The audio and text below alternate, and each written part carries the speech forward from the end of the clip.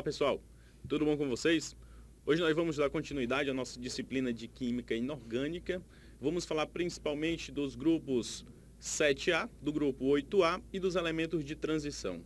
Mas antes de nós começarmos a entrar no conteúdo de Química em si, eu quero reiterar a importância de vocês estarem presentes nas atividades da plataforma, nas atividades do fórum e nas atividades presenciais, pois é através dessas atividades que nós vamos estreitar mais ainda essa distância que possa haver. São nas atividades da plataforma, nas atividades do fórum, atividades presenciais, que nós vamos sanar possíveis dúvidas que possam ter ficado em decorrência da aula. Então, se você tem alguma dúvida, se ficou alguma dúvida durante a explicação, você tira essas dúvidas durante as aulas na plataforma, durante a presença de vocês nos fóruns. Então, é importante demais que vocês estejam sempre assíduos na plataforma, ok? Então, entrando no nosso conteúdo de Química Inorgânica, a gente começa falando sobre o grupo dos halogênios, que são os elementos da família 7A, encabeçado pelo elemento flúor. Quando se fala em elementos da tabela periódica, a gente tem que reiterar alguns nomes alguns termos que são bastante utilizados, como por exemplo, energia de ionização. O que é energia de ionização? A energia de ionização é a energia mínima necessária para se retirar um elétron de um átomo neutro no estado gasoso. À medida em que eu retiro um elétron de um átomo neutro no estado gasoso, os elétrons restantes sofrem uma tensão maior ainda do núcleo.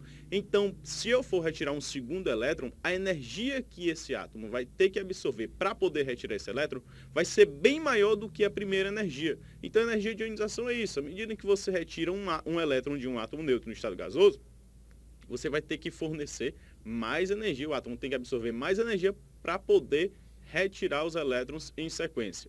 Um outro termo é chamado de raio atômico, e o raio atômico, como nós não podemos mensurar o tamanho do raio de um átomo devido às indefinições, às várias formatações das nuvens eletrônicas, o raio atômico ele é considerado como a distância entre os dois núcleos de átomos ligados. Okay? Esse raio atômico ele cresce, ele ocorre com uma variação aumentando de cima para baixo na tabela periódica. De cima para baixo por quê? Porque quando você passa de um período para o outro, você está aumentando o número de camadas, de níveis de energia.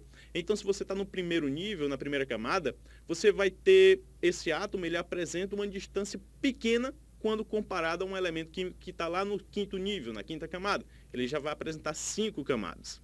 Então, à medida em que você pula um nível na tabela periódica, uma camada, você aumenta a distância entre núcleo e a camada de valência. E por que ele aumenta da direita para a esquerda nos períodos? Isso é em decorrência da carga nuclear efetiva. Carga nuclear efetiva é a tensão existente entre núcleo e os elétrons daquele átomo. Então, quanto maior a carga nuclear efetiva, menor o raio de um átomo, ok?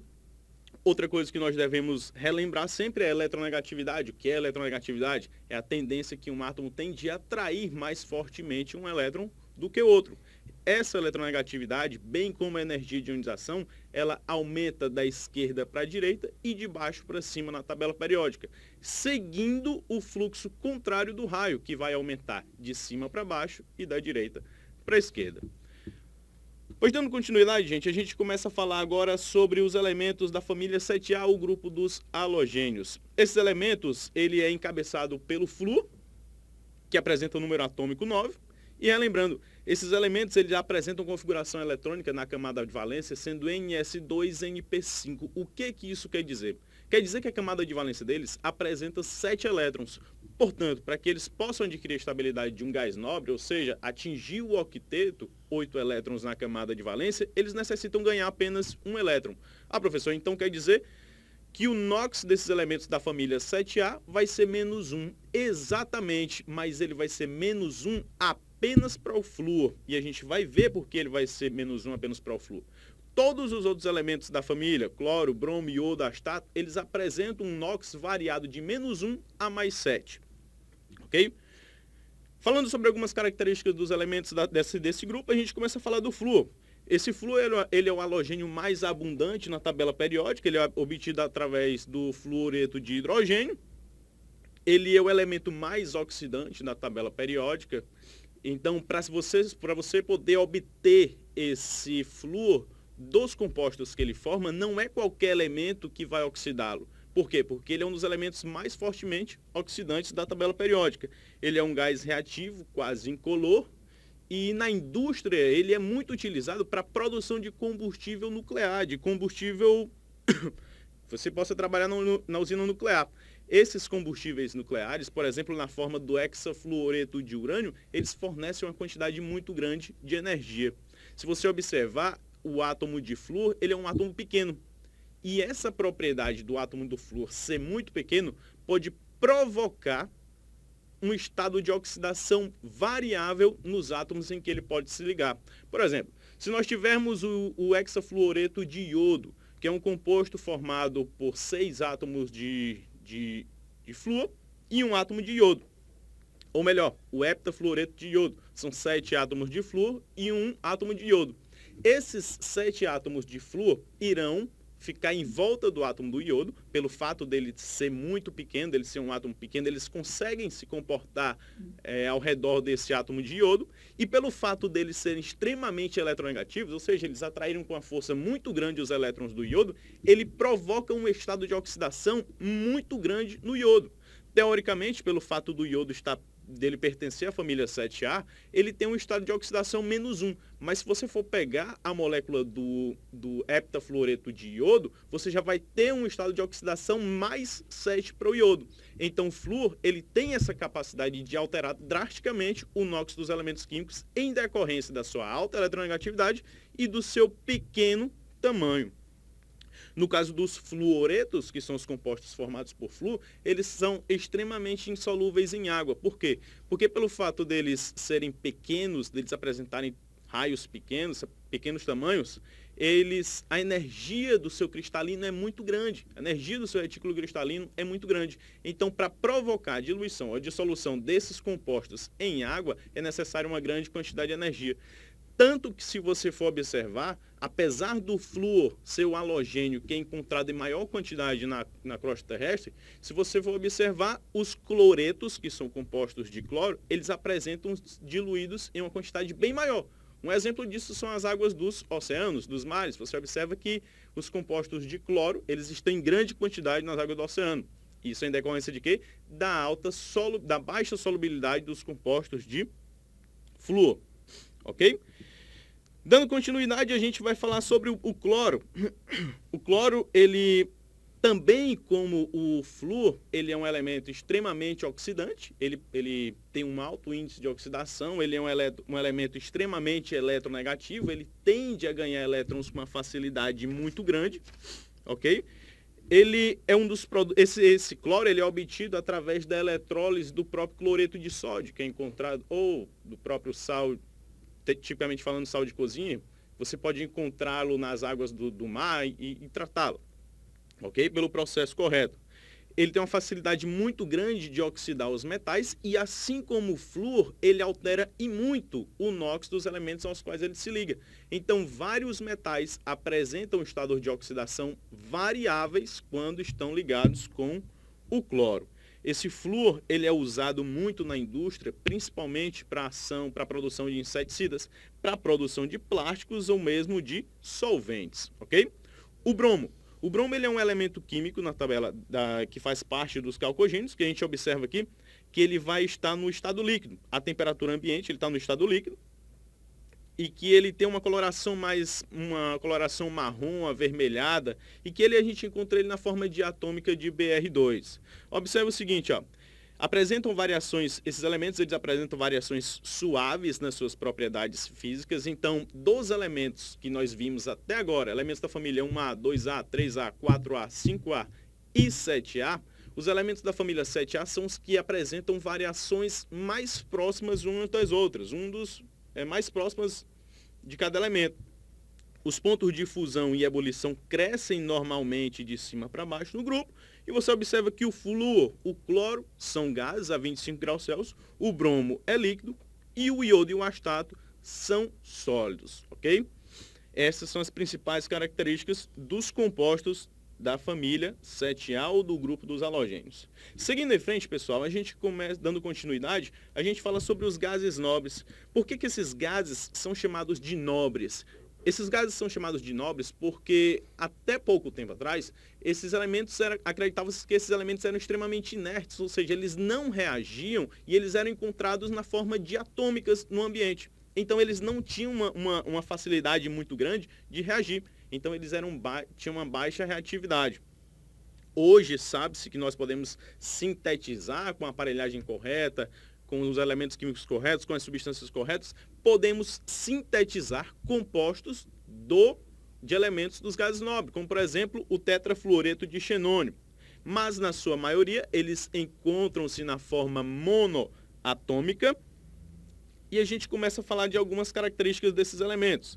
Eles encontram-se na natureza de gases na forma monoatômica, como eu já havia dito.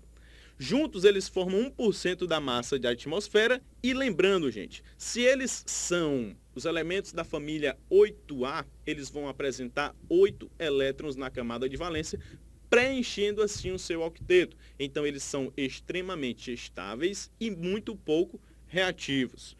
Com exceção do elemento químico hélio, que apresenta apenas 2 elétrons, todos os outros gases nobres apresentam configuração eletrônica do tipo Ns2 e Np6, com N maior ou igual a 2. Então, você observa que, exceto o caso do hélio, que apresenta apenas 2 elétrons, todos os outros elementos da família 8A apresentam 8 elétrons na camada de valência.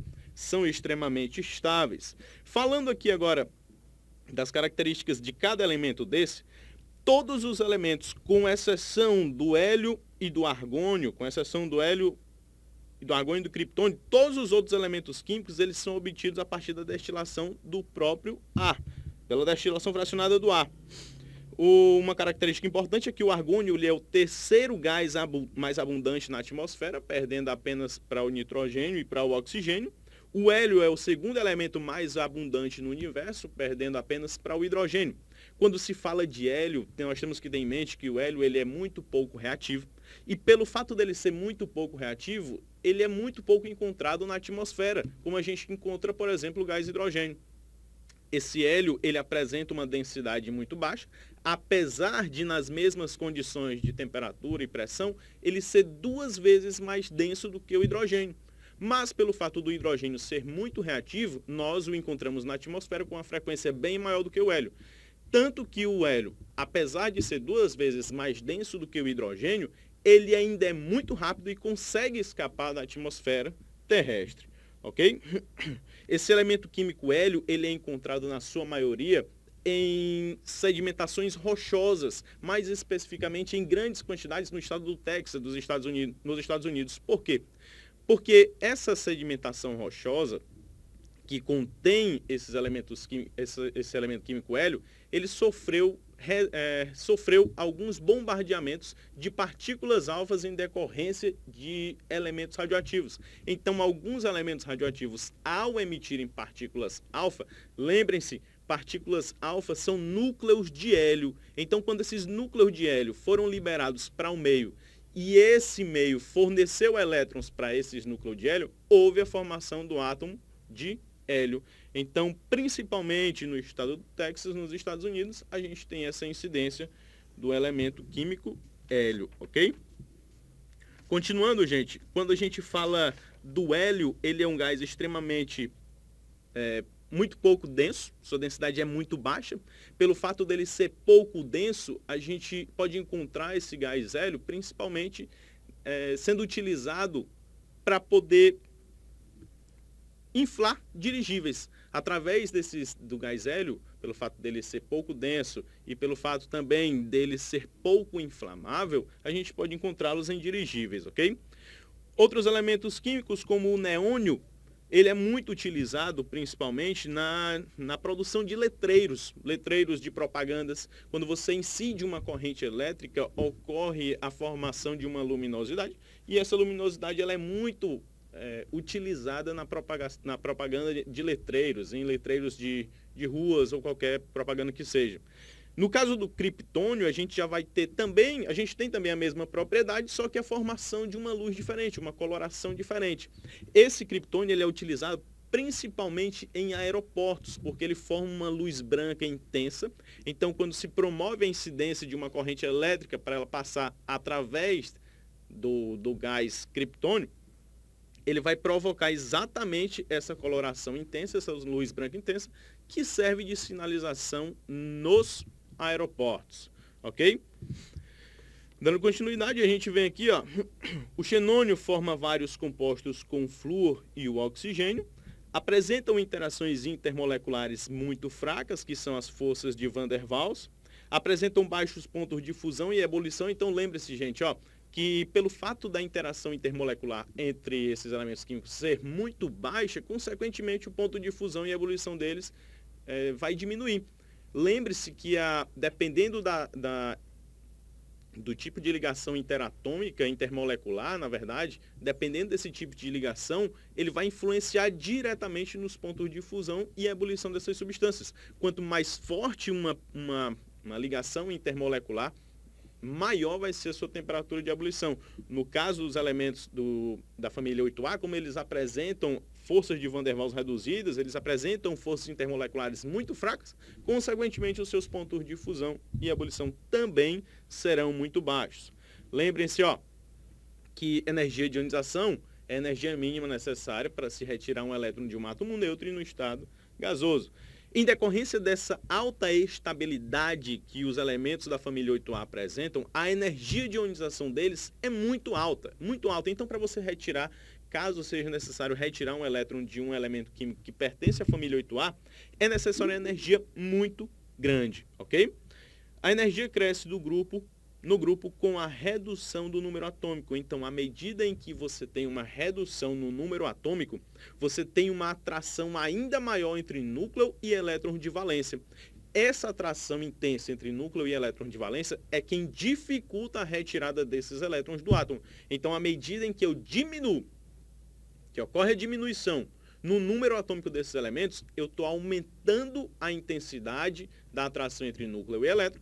Portanto, eu vou precisar de uma energia maior para poder retirar esses elétrons desse átomo, ok? Essas foram as principais características dos elementos que compõem a família dos gases nobres ou do grupo A. Agora, gente, a gente vai começar a falar dos elementos que são chamados de metais de transição.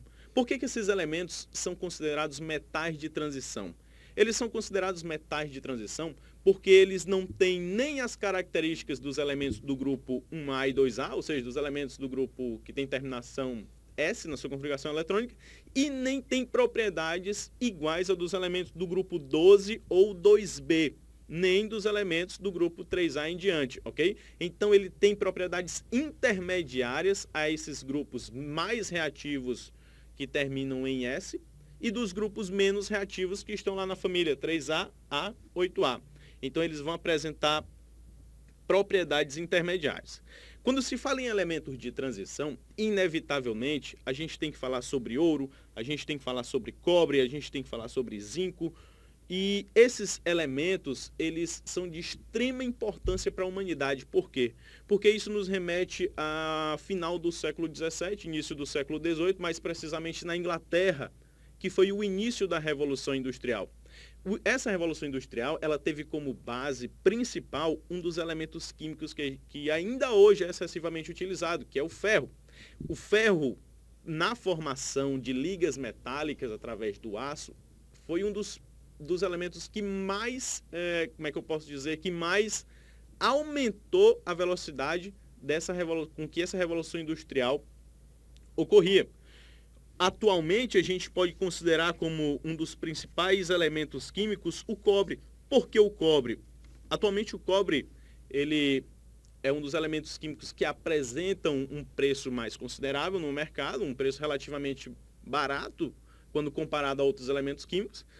Ele apresenta uma ótima condutibilidade elétrica, ele também conduz muito bem o calor. Então, atualmente, o cobre é um dos metais de transição que mais se utiliza. Daqui a alguns anos, tanto o vanádio quanto a platina, também compostos metais de transição, serão de extrema importância. Hoje já são, mas daqui a alguns anos serão mais ainda. Por quê? Porque eles estão sendo utilizados na purificação dos combustíveis para atuarem na produção de energia, na produção de combustíveis através do elemento químico hidrogênio. Ok? Então eles atuam como catalisadores, reduzindo essa poluição e vão auxiliar na produção de energia através do gás hidrogênio, ok? Eles representam a transição, como eu havia dito, eles representam a transição dos elementos muito reativos do grupo 1A e 2A para os elementos pouco reativos ou menos reativos da família 3A à família 8A, ok? Esses elementos químicos, de forma geral, eles apresentam variados estados de oxidação, muitos estados de oxidação. A gente viu que o cloro, bem como o flúor, ele pode alterar em muitos estados de oxidação de qualquer elemento químico desse daqui, que pertence aos metais de transição. São ótimos condutores de corrente elétrica, sendo que o melhor condutor de corrente elétrica desses metais de transição nós temos como sendo a prata, ok? Nós temos como sendo a prata.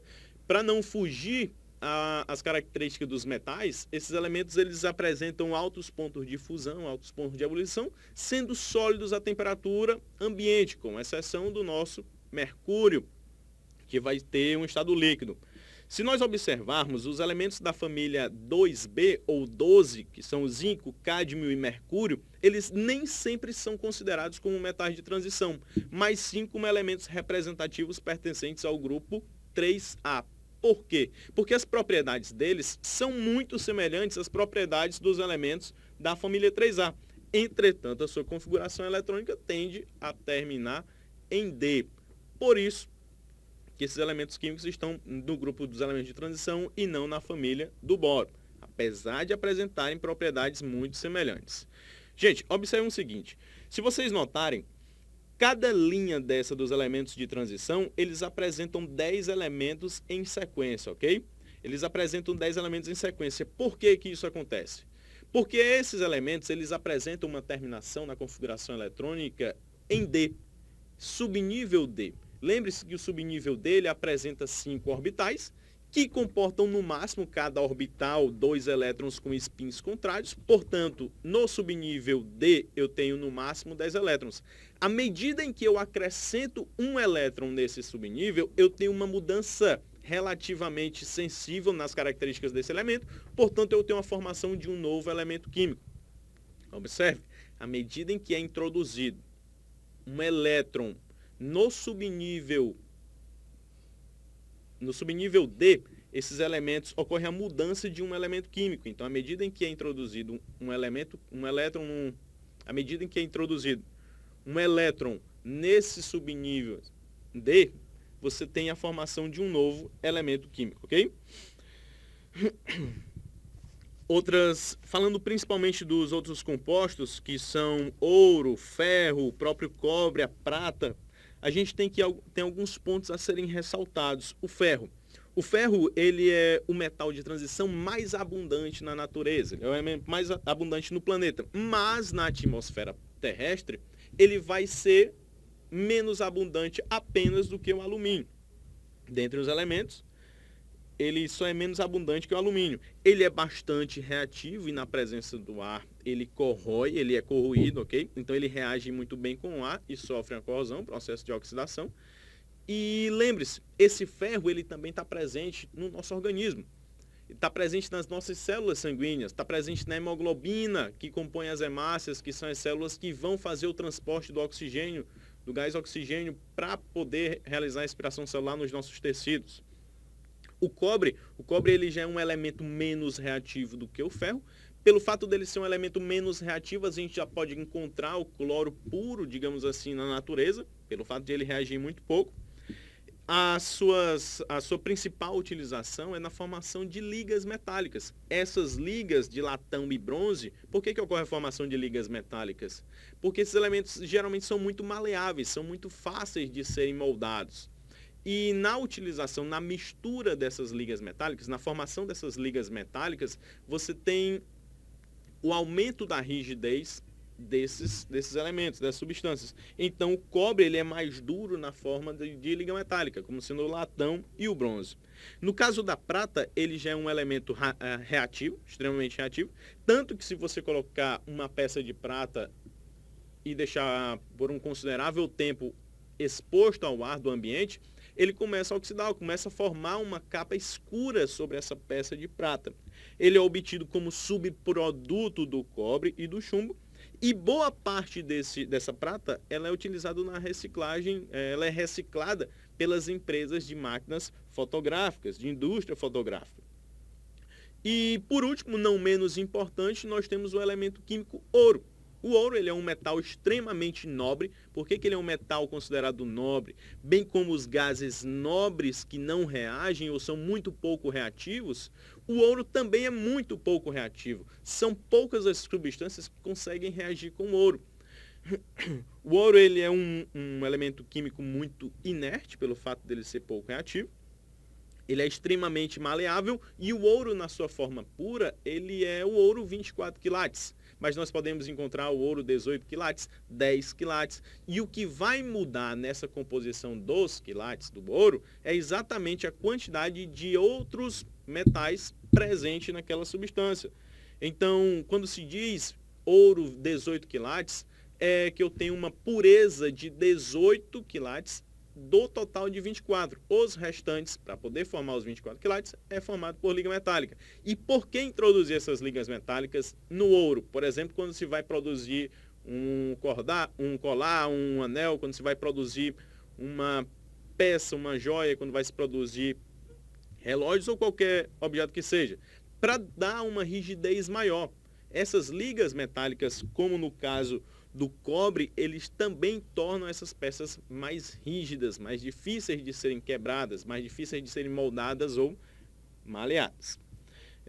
Algumas substâncias que conseguem reagir com a água, no caso vai ser o ácido nítrico e o próprio ácido clorídrico, que vão formar água régia. Então essas são as substâncias que vão reagir mais intensamente com o ouro. Lembre-se, o ouro é uma estrutura, é um elemento químico extremamente inerte.